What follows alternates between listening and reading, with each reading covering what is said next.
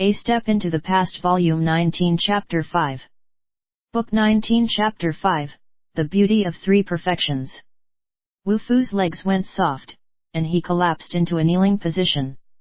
He honestly had no idea what had just happened before his very eyes just now. All he knew was that Xiang Xiaolong had exposed his intentions with a single sentence. As he had a guilty conscience, he felt like a man who was previously wrapped in thick clothes, who had been suddenly stripped naked without a single garment to protect his modesty. Although Xiang Xiaolong had only seen past a single part of his intentions, Wu Fu felt as though Xiang Xiaolong knew everything. Although he hadn't consciously thought of the repercussions, his subconsciousness realized that if his mean, base, contemptible actions were revealed to Xiang Xiaolong and the crown prince, his entire family line would be exterminated. Thus, his act of kneeling down sprang from his subconscious mind. The reason Lao Ai's face changed was because Wu Fu had deceived him. Earlier, Wu Fu had lied to him and told him that Dan Mimi wasn't feeling well, and so had to retire early. Naturally, she wouldn't be able to accompany him for the entire night tonight. Who would have imagined that it was a lie, so that she could go and be with the premier mentor? This really was intolerable and unforgivable. Although he thought it was strange that Xiang Xiaolong knew that Dan Mimi was going to accompany the Lu Bue, his fury surpassed his sense of curiosity. Only Dan Mimi had guessed a little bit. Everyone else stared at Wu Fu in total astonishment as he knelt there on the ground, not understanding what had happened. Xiang Xiaolong said, astonished, "Owner Wu, did you do something wrong?" As the saying goes, a man without a guilty conscience won't be afraid if someone knocks on his door at night. But Owner Wu, you look like the exact opposite. After a single sentence, you knelt down. Why is this? Wu Fu was sly, crafty old fox. After calming down, he cursed himself secretly for being cowardly and acting in such a guilty manner. He hurriedly jumped up before coughing drily. I just lost my footing momentarily and accidentally fell to my knees. I hope that everyone here will not laugh at me. Lao Ai coldly snorted. Owner Wu, I'm sure that you didn't come here in accordance with what Master Xiang said, with the intention of taking Mimi to see the premier mentor, right? Wu Fu's fear of Lao Ai was far less than his dread of Xiang Xiaolong. He hurriedly said, that really is the truth. But if the inner custodian is not happy, I will go and refuse the premier mentor right away. At the moment, Wu Fu was still badly shaken. All he wanted to do was escape quickly and discover how Xiang Xiaolong found out about this affair. One of the possibilities, naturally, was that Xiang Xiaolong's men had discovered Lu Bue's arrival. Dan Mimi let out a light, bell-like laugh. After dispersing the tense atmosphere, she sweetly said, Great General Xiang, when you took a stroll outside earlier, did you run into the premier mentor? Xiang Xiaolong knew that Dan Mimi was using this method to communicate to Wu Fu that he was not to worry, and that Xiang Xiaolong hadn't seen through all their secrets. Just from this point alone, one could tell that Dan Mimi really was on Lu Bue's side. He calmly said, I didn't see the premier mentor, but my subordinates did see some of his followers, which is why I made a wild guess. How could I have known that it would cause Owner Wu to fall to his knees? Only now did Wu Fu and the others feel relieved, while Xiang Xiaolong laughed inside. Lao Ai reached out and grabbed Dan Mimi by her slender waist before barking towards Wu Fu, Owner Wu, do you know how you should proceed? Wu Fu lowered his head in response and awkwardly left the pavilion. Pu Hu raised his glass in a toast. A man without a guilty conscience won't be afraid if someone knocks on his door at night. I've never heard this interesting phrase before. General Xiang's words are as precious and marvelous as pearls. Pu Hu offers you a toast. Everyone had the same feeling and uniformly toasted Xiang Xiaolong. Xiang Xiaolong laughed bitterly inside. He knew that he had once more used a phrase which came from after this period of time. Pu Hu intentionally repeated those two lines, showing that he had seen straight through Wu Fu's evil designs and guilty conscience. By this time, everyone was feeling at least a little tipsy. Lao Ai laughed, why don't we forget about what is to happen tomorrow, and instead enjoy the astonishing performance of Shi Sufang, one of the 3 legendary courtesans. Xiang Xiaolong raised his cup in response. Tonight, there is wine, so tonight, let us drink. If there are troubles tomorrow, then let me worry about them tomorrow. Let's take another cup. Everyone, including Dan Mimi and the other ladies, held their breath as they awaited Shi Sufang's arrival. Even Xiang Xiaolong was secretly in awe of her reputation as having reached 3 perfections, and waited for her with great anticipation. The troupe consisted of 18 women. They entered as a group, some playing the flute, others beating the drums, causing many interweaving, exotic melodies to be heard at the same time. They danced as they played, their graceful, lithesome bodies pleasing to the eye. They were all young, jade-like beauties. They wore short-sleeved gowns which, when matched with the music and their dance, was extremely mesmerizing. Suddenly, the music changed. 2 rows of 8 beautiful dancing courtesans holding dancing fans appeared, wearing a thin, light gauze as they danced their way into the pavilion, through the main door. Their movements were fluid and graceful as their bodies formed all sorts of artificial patterns and designs. All of the men watching sighed with admiration as they watched. Although Qin was the strongest nation at this time, when it comes to culture and the arts, how can it compare to the rest of the 6 nations? Dan Mimi and the other girls were the number 1 entertainers and dancers of Qin, but when they saw these girls from the Eastern dance troupe, they couldn't help but feel that they didn't match up. The most exciting thing was that beneath the gauze could be faintly seen the image of a short-sleeved red dress. Their bare shoulders were as white as snow, their arms were jade-like and their legs as white as powder. All of them men watching stared, their eyes shining. Lao Si, that lustful pervert, was all the more salivating. Xiang Xiaolong seized the opportunity to see everyone's reactions. Although Lao Ai, Ling Qi, Han Ji, and the others had not lost self-control like Lao Si had, they were all stunned as they watched. Only Pu whose expression was calm and icy. From this, one could tell that the appearance he put on was totally for the purpose of giving others a false impression. After thousands and tens of thousands of transformations, the 2 dancing groups reformed into one large group.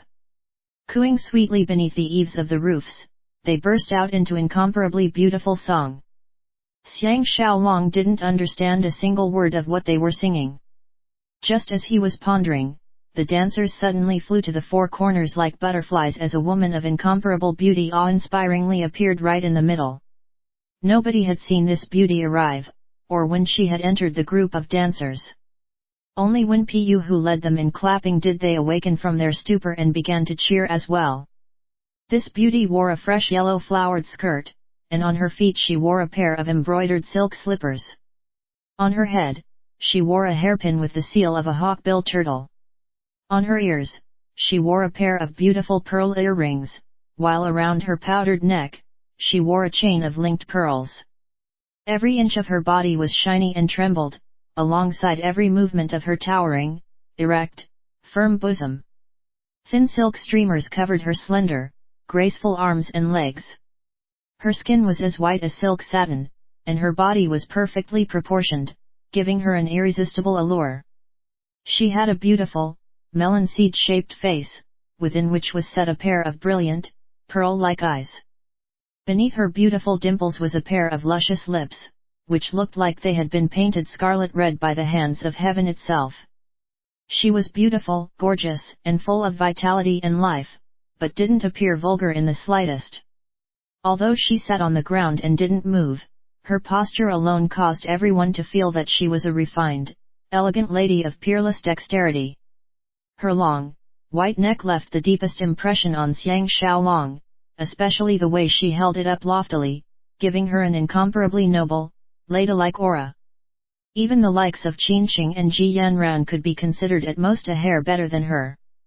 The pose which Shi Sufang struck was just like that of the sun beginning to rise in the morning.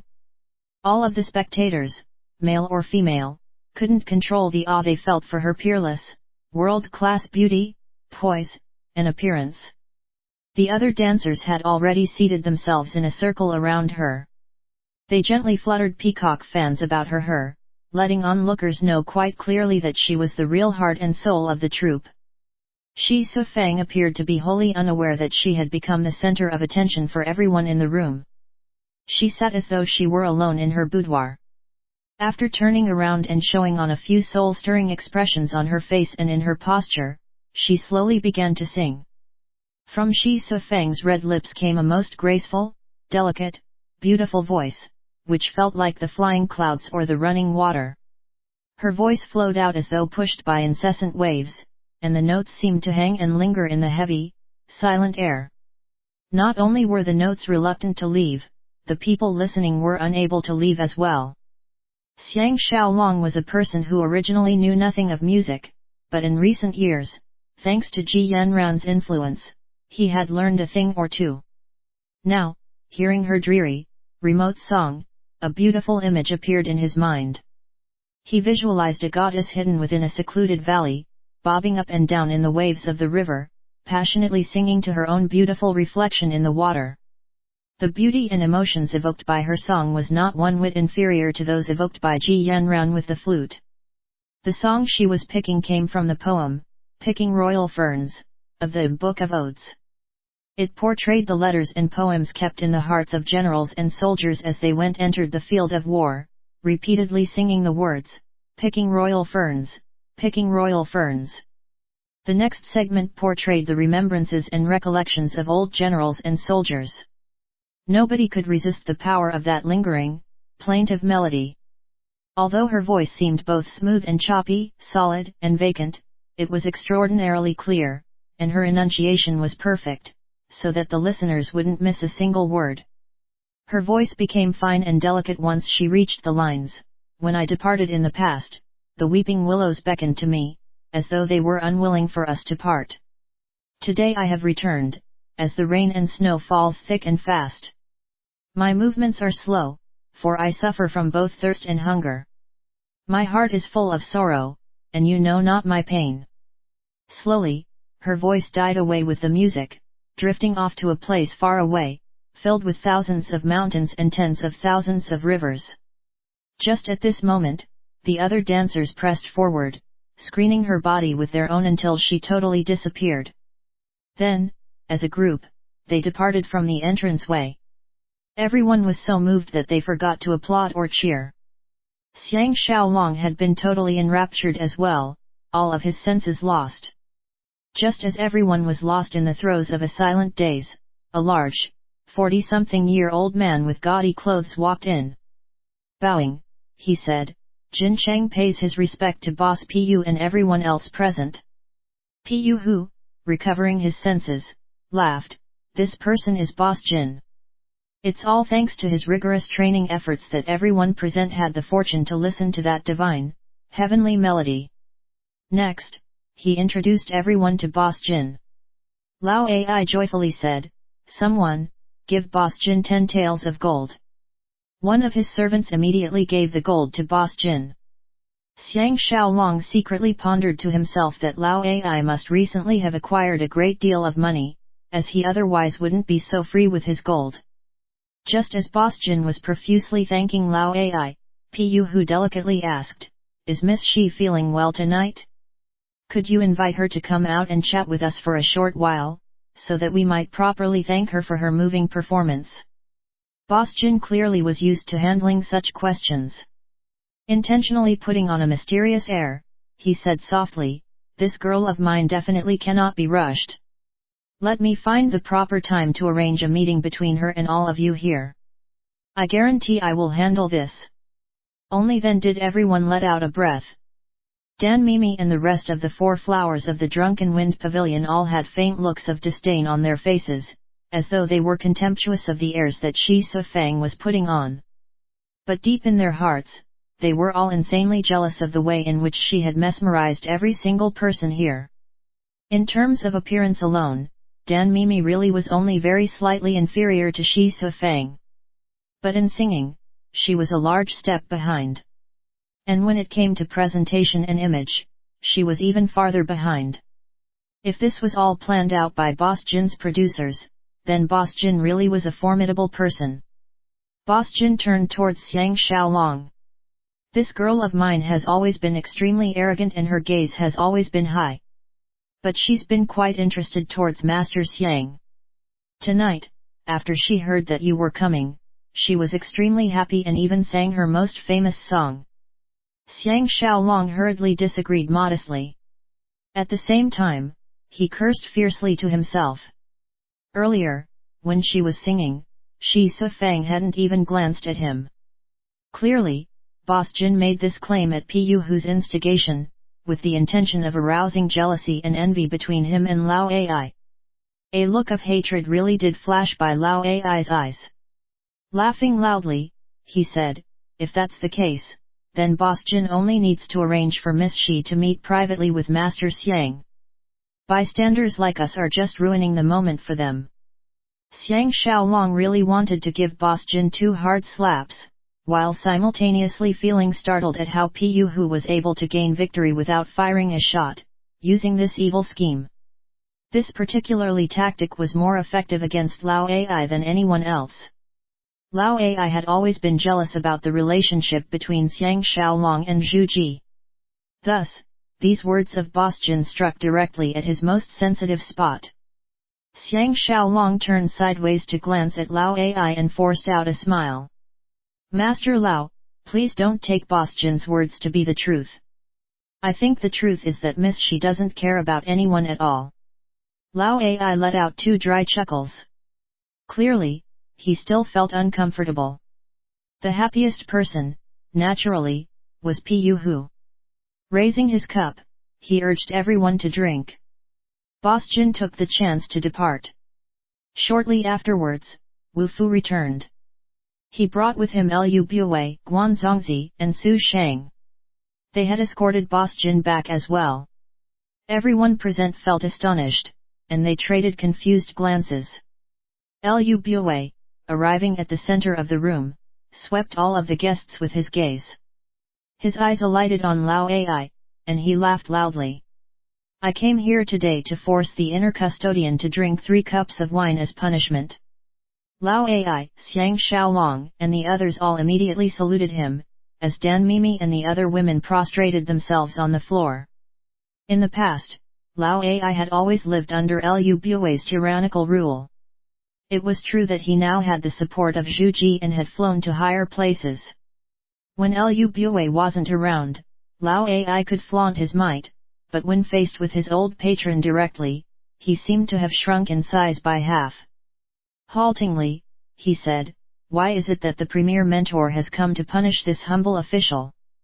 Lu Bue stroked his beard and laughed. "Xiaolong, Boss Hu, and beautiful ladies present. You be my witnesses and my judges. Let me enumerate his crimes, one by one, and you tell me if I'm fair or not." Su Shang shouted from behind Lu Bue, "Why haven't you poured the wine for the inner custodian yet?" Lu Bue happily said, "Beauties, be seated." The ladies all began to sit in accordance with his orders. Dan Mimi picked up the wine kettle, while Yang Yu collected a cup. They filled it with wine before delivering it to Lao Ai, who looked like a mouse faced with a cat. Xiang Xiaolong was secretly full of admiration. As soon as Lu Bue appeared, his reputation and prestige alone was sufficient to cow everyone present, and he totally seized the initiative. Boss Jin, who had been dragged back, stood beside Wu Fu, his head covered in sweat. He had no clue what had just happened. When Lao Ai's subordinates, Han Ji, Ling Qi, and Lao Si saw that even Pu Hu and Xiang Xiaolong had fallen silent and were rendered hoarse, they knew that they had even less space to interrupt. Guan Zongzi, standing to the other side of Lu Bue, revealed a trace of a smile on his lips. His manner and bearing was natural and self-composed. No one could tell that he had been defeated by Xiang Xiaolong's saber just a few days ago. Lu Bue clasped his hands behind his back. He casually strode forward, stopping directly in front of Lao Ai. Smiling, he said, "The first crime is this: you knew that I, the premier mentor, had come to the Drunken Wind Pavilion. And yet, you didn't even come by to greet me.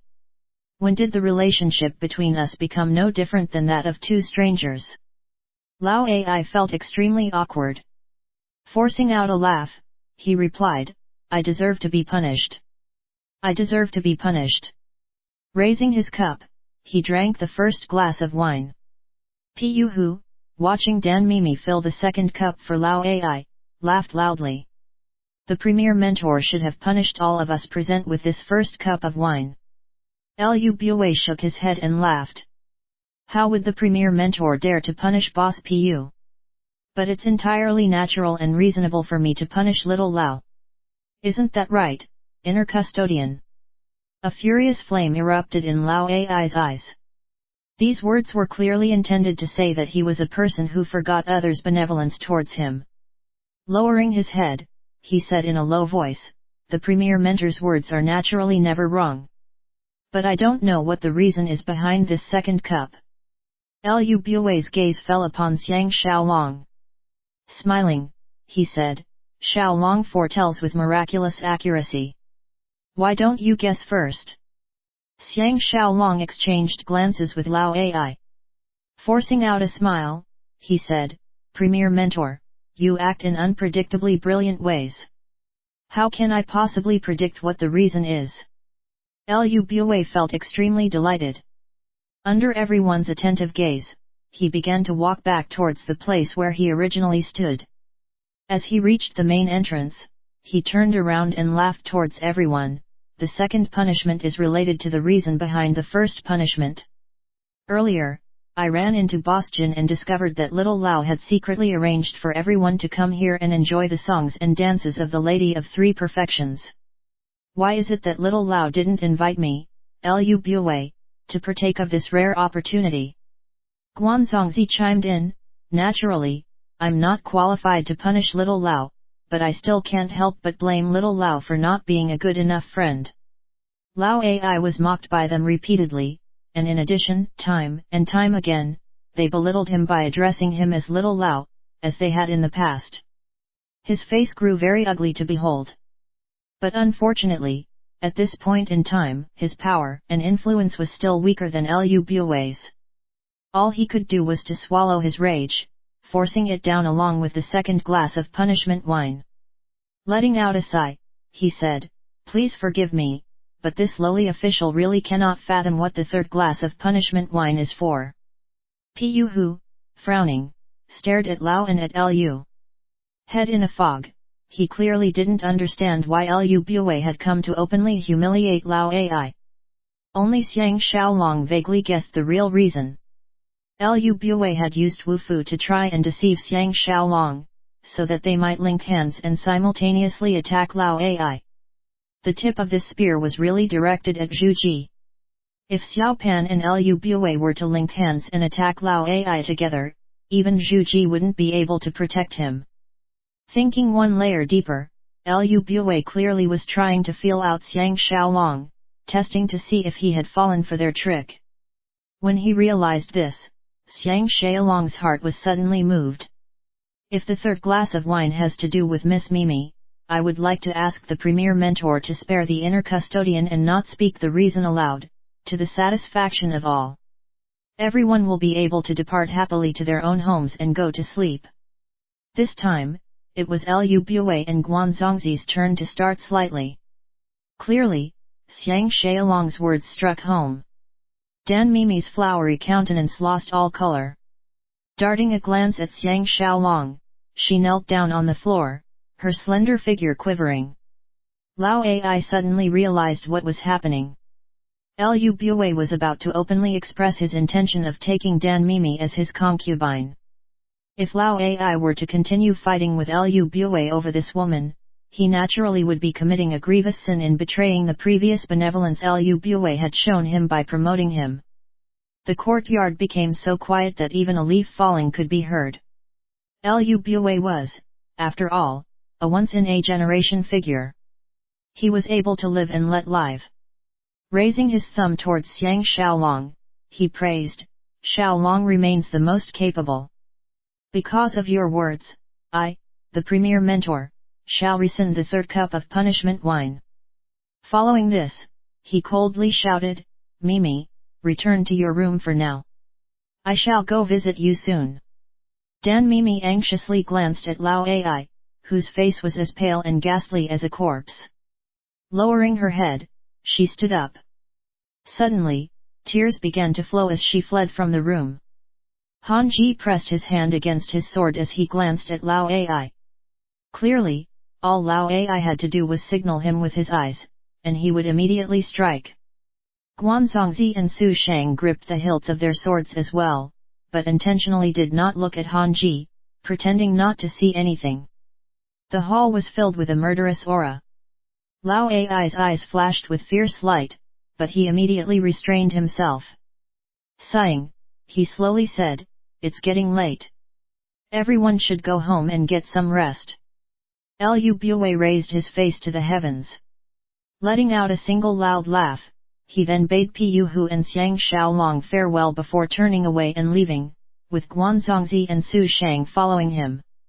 Lao Ai was silent for a long moment, before shaking his head and smiling bitterly. "Right now, I just want to step outside, take a walk, and enjoy some fresh air." Xiang Xiaolong also let out a sigh, but it was because he suddenly felt relaxed. The powder keg of Lu Bue and Lao Ai's opposition to each other had been ignited by the blasting fuse of Dan Mimi, and they would now be openly against each other.